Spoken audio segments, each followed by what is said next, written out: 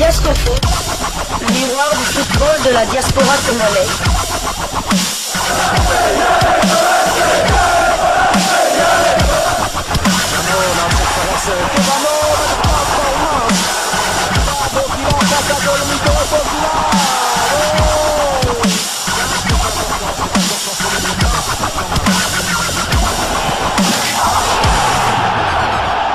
Diasco Foot, le miroir du football de la diaspora congolaise.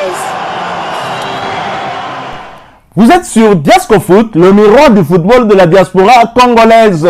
Diasco Foot vous dit bonjour, tout le plaisir est pour nous de vous retrouver, mais surtout de savoir que vous êtes nombreux en train de suivre votre chaîne YouTube dédiée uniquement aux footballeurs de la diaspora congolaise. Time is up, c'est l'heure de partager avec vous quelques news que nous avons pu récolter pour vous, des news concernant certains de nos internationaux ou encore des binationaux qui se sont illustrés dans leurs clubs respectifs. Et pour le numéro d'aujourd'hui, nous allons le débuter du côté de la France. La France où un international congolais a été récompensé. Il s'agit bien de Gaël Kakuta qui s'est retrouvé dans le 11 type des fans de la 30e journée de la Ligue 2, championnat français de 2e division.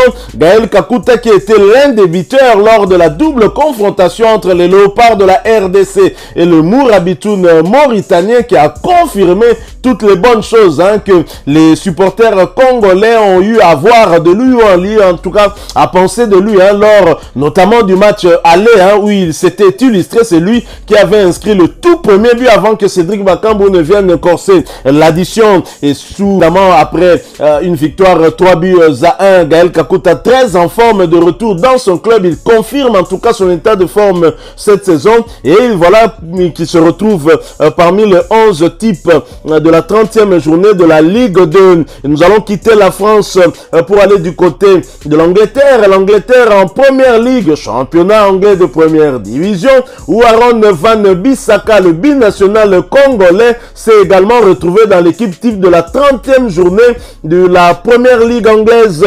Aaron Van Bissaka qui du reste est suivi par les clubs Crystal Palace, Aston Villa et même Burnley. Burnley qui a déjà validé son ticket pour la montée en première ligue la saison prochaine, et ces trois clubs surveillent la situation du Congolais qui se retrouve à Manchester et qui pourrait quitter les Red Devils à la fin de cette saison. Aaron Van Bissaka ne va donc pas chômer longtemps au cas où au niveau des Mancuniens on n'arrivait pas à le prolonger.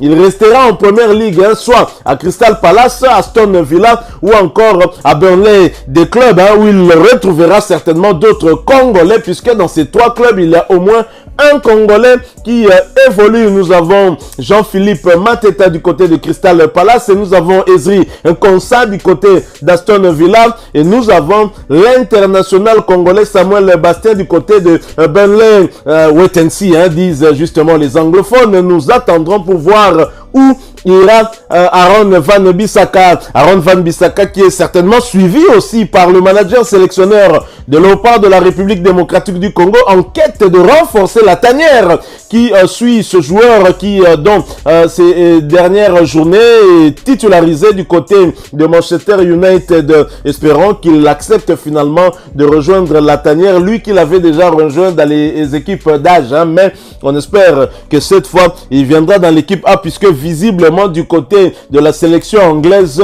on ne pense pas trop à lui. Nous restons en Angleterre, mais nous descendons d'un cran. Nous allons en Championship, championnat anglais de 2e division, où l'international congolais Peli Rudok Mpanzu s'est retrouvé également dans l'équipe type de la 41e journée de ce championnat, faisant suite très clairement en tout cas à son doublé qu'il avait eu à inscrire lors du match de cette 41e journée. Bravo donc à cet international congolais qui a manqué la dernière convocation à cause d'une blessure contractée en dernière minute.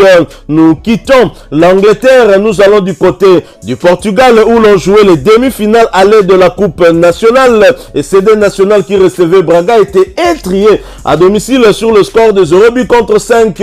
Simon Banza a inscrit un doublé d'abord à la 76e minute de jeu ainsi qu'à la 91e minute de jeu. Il a également délivré 2 passes décisives à la 25e journée et à la 25e minute ainsi qu'à la 43e minute de jeu. Simon Banza titulaire a donc disputé l'intégralité de cette rencontre. Il a profité de ces 90 minutes pour porter à 1989 minutes son temps de jeu sur les 3870 possibles. Il a donc participé à 38 des 43 matchs avec son équipe avec à la clé 13 buts inscrits et 5 passes décisives délivrées. Prochain rendez-vous pour le Sporting Braga et Simon Banza, ce sera pour le compte de la 28e journée de la Liga Buin, championnat portugais de première division, et la réception de Gilles Vicente. Ce match est prévu pour le dimanche 16 avril 2023 sous le coup de 18h heure de Kinshasa. Nous quittons le Portugal, mais nous n'allons pas très loin puisque nous allons du côté de l'Espagne où l'international congolais Théo Bongonda est entré dans la Team of the Week de EA Sports FIFA après sa belle prestation qu'il a réalisée le week-end dernier contre le Betis Séville. C'est amplement mérité, il faut le souligner. Théo Bongonda, l'homme en forme aussi du côté de Cadiz et même de la sélection. Rappelez-vous, c'est lui qui donne cette offrande à Cédric Bakambu pour l'ouverture du score à Nouakchott en Mauritanie lors de la 4e journée des éliminatoires de la CAN Côte d'Ivoire 2023. Cédric Bakambu ouvrait le score grâce justement à Théo Bongonda. Nous quittons l'Espagne et nous allons justement chez Cédric Bakambu en Grèce où l'international congolais s'est à nouveau illustré en passeur décisif. Olympiakos s'est imposé sur le score de 2-1 à domicile devant l'AEK Athènes, cela grâce notamment à une passe décisive de Cédric Bakambu sur le premier but de la rencontre.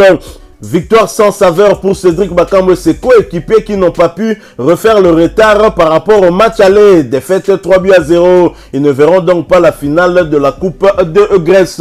Ils vont donc se concentrer sur la suite du championnat et tenter d'arracher l'une des places qualificatives pour la Champions League européenne. Nous quittons la Grèce et nous n'allons pas très loin puisque nous allons du côté de la Turquie. Voici, nous l'ont joué la 31e journée du championnat turc de 2e division et Samsunspor qui recevait Tuzlaspor l'a battu sur le score d'1-0. C'était un duel d'internationaux congolais qui a vu Gaëtan Luamba Alora prendre le dessus sur Djaneli Imbula. Gaëtan qui n'avait pas été titularisé pour ce match a fait sa montée en jeu à la 76e minute.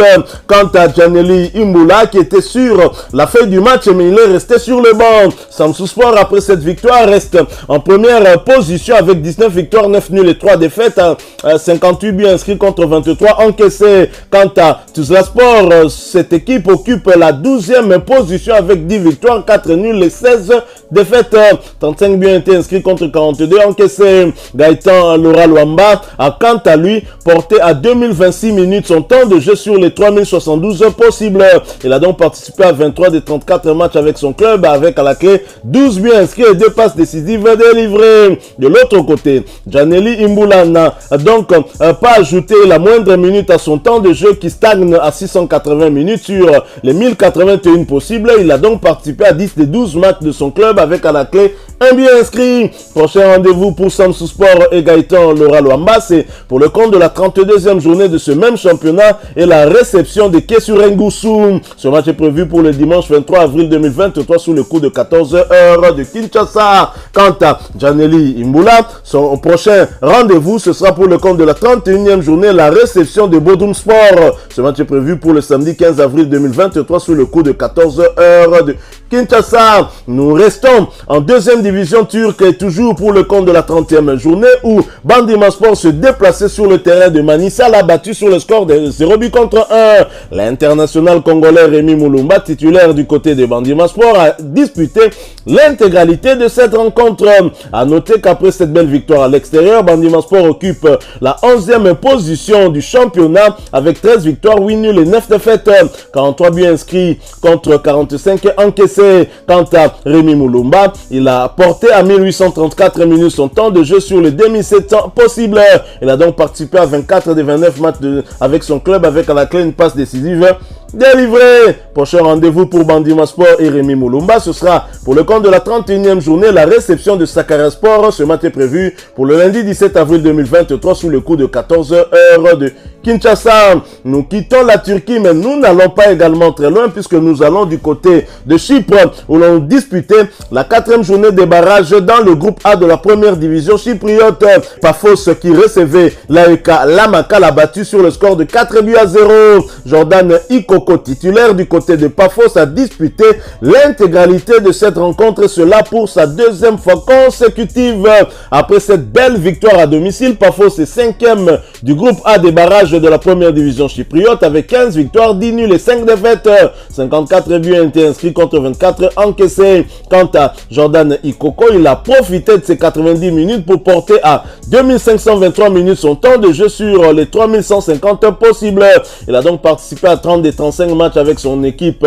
Prochain rendez-vous pour Pafos et Ikoko, ce sera pour le compte de la 5e journée de ces mêmes barrages et le déplacement sur le terrain d'Apollon Limassol. Ce match est prévu pour le vendredi 21 avril 2023 sous le coup de 17h heure de Kinshasa. Nous poursuivons avec ces quelques informations qu'on a pu récolter pour vous. Nous allons cette fois-ci du côté de Malte où Elvis Soukissa s'est retrouvé dans l'équipe type de la 24e journée. Bravo donc à lui qui aspire toujours jouer dans l'équipe nationale de la République démocratique du Congo. Je me souviens de son passage à Kinshasa où il avait été en tout cas salué le ministre des Sports de l'époque et Elvis Soukissa qui était accompagné de ses parents et qui veut en tout cas jouer dans la tanière. Il reste constant depuis ces années au niveau de son club en étant le meilleur buteur de son club, mais il faut dire que dans son compartiment d'avant-centre, la concurrence est tellement rude.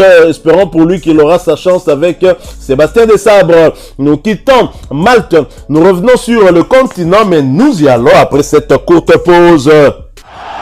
Diasco Foot, le miroir du football de la diaspora congolaise. En Tanzanie, Fiston Maël s'est à nouveau illustré avec un but. Une victoire écrasante de Young Africans face à Kagera Sugar, 5-0. Titulaire, l'international congolais Fiston Maël Kalala s'est à nouveau illustré en inscrivant le 3e but de la partie. Bravo donc à lui qui confirme toutes les bonnes choses que nous continuons à penser de lui et c'est d'ailleurs la raison pour laquelle il a été convoqué parmi les 29 Warriors de Léopard qui ont affronté les Mourabitoun mauritaniens lors de la double confrontation dans le cadre de la 3e et 4e journée des éliminatoires de la CAN Côte d'Ivoire 2023 et Fiston Maël Kalala donc fait partie de cette équipe qui a arraché les 4 points sur les 6 possibles. Nous quittons Fiston Maël Kalala pour un autre international congolais qui fait une très belle saison également dans son équipe du côté du Soudan. Vous l'avez compris, il s'agit bien de Glody Lilé pour Maccabi qui est parmi les 2e meilleurs buteurs de la Ligue des champions africaine saison 2022-2023 malgré l'élimination de son équipe de Al Hilal Omdurman. Félicitations à lui, mais il ne sera pas en tout cas resté longtemps dans cette position, j'imagine, puisque son équipe a été éliminée et que les autres continuent la course. Voilà, nous sommes arrivés à la fin de ce sujet. Si vous l'avez aimé, n'hésitez pas à nous laisser un maximum de j'aime. N'hésitez pas non plus à partager avec nous votre opinion. Si vous en avez une par rapport au sujet que nous venons de vous proposer, laissez-la nous à travers un commentaire. Abonnez-vous si vous êtes nouveau ou ancien que vous ne vous êtes pas encore abonné sur cette chaîne Diasco Foot parce que nous sommes le miroir du football de la diaspora congolaise. Et n'oubliez pas qu'en vous abonnant apparaîtra une petite cloche de notification. Cliquez dessus pour ne plus rien manquer des prochaines vidéos que nous allons vous proposer. Encore une fois, merci à vous. Avec espoir de vous retrouver très bientôt avec un autre sujet d'actualité. En attendant, portez-vous bien et Diasco Foot vous dit au revoir.